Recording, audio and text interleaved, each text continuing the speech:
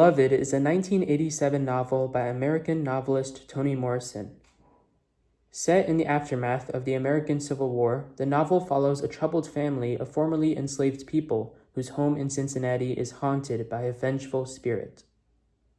All right, so a couple months ago, also during my AP Literature unit, our class read Beloved by Toni Morrison. It is the winner of the Nobel Prize. And yeah, it was great. Great book. Enjoyed analyzing it, having class discussions on it.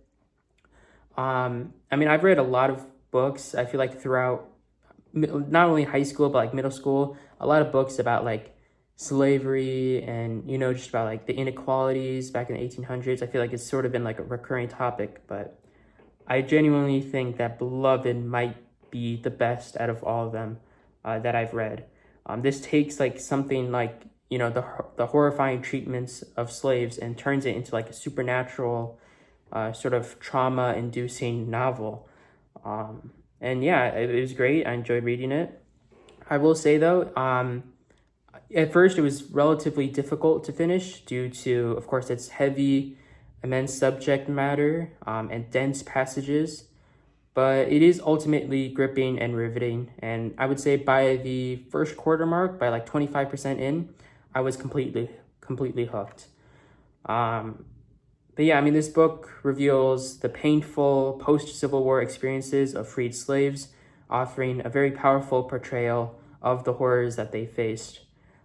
It was incredibly eye-opening, and it left me feeling a lot more cognizant and aware and educated, and a lot less naive about those types of treatments and what those slaves had to go through. It does feature quite a few confusing elements, I will say, which I think may be expected from a Toni Morrison book. I haven't read anything else from her, but I know she does talk about some horrifying stuff, and she's a very like heavy prose type of person, but she writes about some insane stuff. But yeah, I felt like there were quite a few confusing elements, such as Beloved's cryptic monologues, unclear lines between reality and imagination, and then just some descriptions here and there, and then also Setha's experiences. They were just hard to understand at some points. And even after like analytical research, like I would go on lit charts and spark notes just to like sort of fully grasp what I was reading, but at the end of the day, I think it could just be acknowledged as part of the ghostly and surreal nature of the story. I believe that... okay, wait, no, never mind. I was under the impression that the punctuation, and it was like written in a differently grammatical way, but I think it is written like a normal text would be written. But yeah, yeah, and then, of course, my perspective, it shifted significantly after reading it, particularly in understanding the psychological and emotional depth of the characters. I feel like each character is written sublimely. And yeah, of course, despite some confusing elements here and there, I think the story's depth and the themes of trauma, of memory, and survival, they were deeply moving and thought-provoking.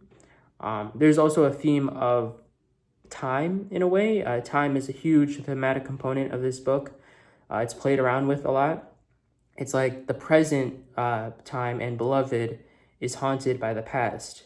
And it's those quiet moments charged with the weight of history, of grief, of regrets. Setha is completely haunted by her past. She's haunted by her baby, Beloved, who passed away at 2 years old. And yeah, I will say though, I would highly recommend Beloved for those ready for a very challenging and profound read. It is a work of literary brilliance that will probably give you some seriously deranged nightmares. Again, it's a horror novel, to be honest. A supernatural horror novel. I know it was adapted into a film with, I believe Oprah Winfrey is the actress that plays Setha. I think Oprah or Viola Davis. I'm not too sure, but I might watch that movie. I might not. It is quite, again, the depictions of everything that's happening in this novel is very scary. Uh, but that's the thing, though, because the most horrific parts of this book aren't invented. These are actual historical events and depictions. And I have to give a shout out to Toni Morrison. Of course, she's a phenomenal author. I already mentioned she's a winner of the Nobel Prize, but she definitely did her research on this. And it clearly shows. It's horrifying, but it is necessary to read for sure.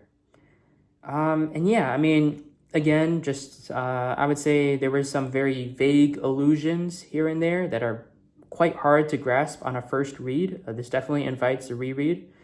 But of course, if you're not into rereading like the page over and over again just to like fully grasp it, is not. I don't think this is a book you can fully grasp on a surface level on a first read. If you want to truly enjoy all the elements that this has to offer, then you definitely have to reread it at least more than once, of course. But yeah, I mean, if I could attribute like an overarching theme to this novel, I would say that Morrison teaches us to not only, or she teaches us that freeing yourself is one thing, but claiming ownership of that freed self is another thing. And actually, I have to admit, I did not come up with that one on my own. I did read it in someone else's review, but I have to say that in mind because it is just so beautiful. And it's, of course, something we talked about in our class discussions as well. You know, Setha, of course, is a former slave. She went to this horrific plantation.